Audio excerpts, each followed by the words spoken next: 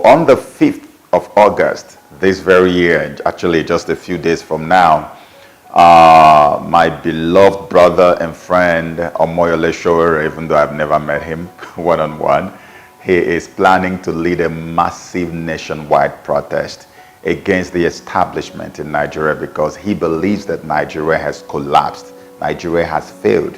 That much I agree with him. But he wants to save Nigeria. That much I disagree with him. I don't want to save Nigeria. I want to save the indigenous peoples who were falsely and illegally merged together in 1914 to become one nation who will forever fight against themselves just for the interest of the colonial masters. That amalgamation was actually what turned our people into a company, part of a company rather than part of a country. We had never been a union. We have always been a business entity for the British people. So I disagree with him on saving Nigeria, but I agree with him that Nigeria has failed. Yesterday or so, a reverend father just got killed, and about 4 or 5 redeemed Christian Church of God pastors just got abducted. All this happening back to back within a space of, say, 2 days. And you wonder why the desperation in the camp of the Fulani herdsmen. Remember a video I put out just about a week or 2 weeks ago, in which I was explaining to people that these guys are being used by the colonial masters to start a war.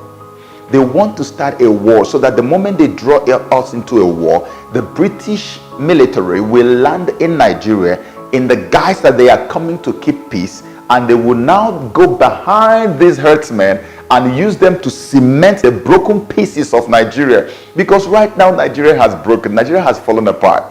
The reason why Nigeria has remained all these years, for the interest of the British colonial masters, is because the initial amalgamation between the middle belt of Nigeria and the core north was successful.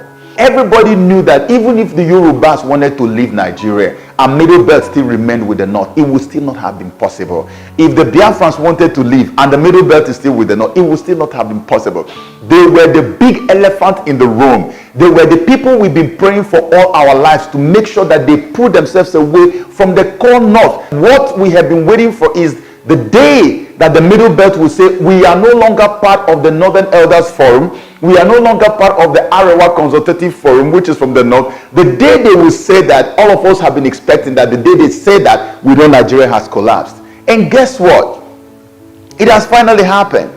Going by the statement that Dr. Dogo Isua just made a few weeks ago, 2 weeks ago actually, when he said clearly to the Arewa group and the Northern Elders Forum that, look, let's go on record and tell the whole world that middle belt is no longer part of the north. He made it very clear. It was all over in the news. Everybody saw it.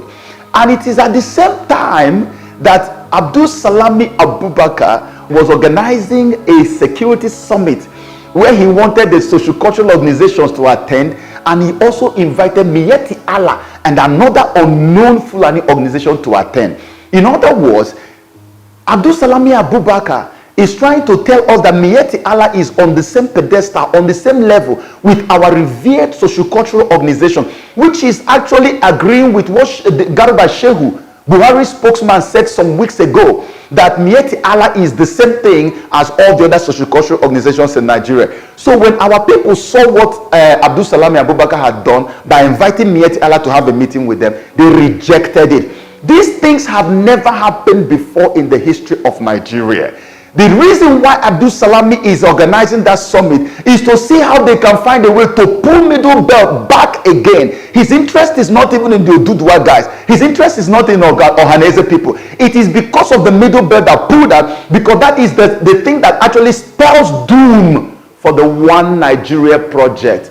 As we speak now, the One Nigeria project has collapsed completely. And what it means is that finally, for the first time in more than 100 years, we are about to experience real freedom. So when they suddenly began to give signs that Buhari was failing at the tribunal, which is normal, I began to say to myself, are these people not indirectly finding a way to push in Atiku? And then suddenly we also see Sowore coming. And that was when the alarm went off in my head. I said, look, we don't want anybody that will come and sit in the place. I don't, listen, like I said, I love Atiku Abubakar. He's a very gentle man. But let me tell you the gospel truth. What we need now is not Atiku Abubakar in that place. We want the man in Sowore to get out. We don't want Atiku to get in. We don't want anything else. What we want is a transitional national government. The transitional national government is going to come to help our indigenous peoples to come around the table and renegotiate the union of Nigeria. We never had any negotiation.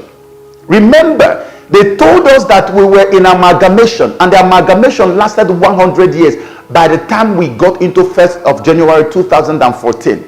And statutorily, every amalgamation is renegotiated after 100 years. Nigeria has never given the indigenous peoples the opportunity to renegotiate, even though we were not part of the initial negotiation. So what we are saying, that's why Jonathan went and had a sovereign national conference that he had in 2014. Recommendations of that conference has been thrown away by Buhari to show you that he doesn't want to have anything to do with a renegotiated Nigeria. So what we are doing now is that any protest that anybody wants to do right now, we must precipitate something that has to do with transitional national government, and that government will be given 6 months to execute all this program. Bring the indigenous people to a round table. Is it that we rediscuss Jonathan's own recommendations, or we are going to create a new make a new recommendation and decide on our own if we really want to live together as a people, knowing that a whole 12 states have become Sharia up north, and I am not allowed to become Christian state in the south. There is need for an emergency discussion right now, and that's what this transitional national government is going to do. An independent person that has a clean record